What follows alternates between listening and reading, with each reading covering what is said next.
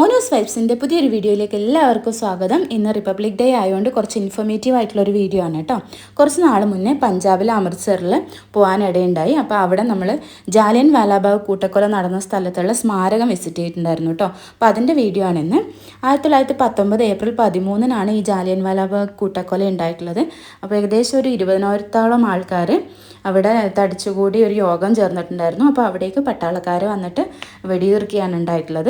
അപ്പോൾ ആ സമയത്ത് അതിൽ നിന്ന് രക്ഷ നേടാൻ വേണ്ടിയിട്ട് ആൾക്കാരൊക്കെ ഒളിച്ചിരുന്ന ഒരു സ്ഥലമാണ് കേട്ടോ ഇത്. പക്ഷേ അവിടുന്ന് വെടിവെക്കൊക്കെ ചെയ്തിട്ട് ആൾക്കാരൊക്കെ മരിച്ചിട്ടൊക്കെ ഉണ്ടായിരുന്നു.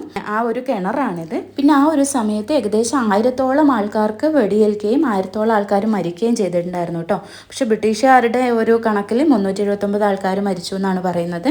അപ്പോൾ അതിന് ആ വെടിവെപ്പിൽ ബുള്ളറ്റിൻ്റെ മാർക്സ് ആണ് കേട്ടോ ഈ കാണുന്നത് ഇവിടെ രേഖപ്പെടുത്തിയിട്ടുള്ളത്.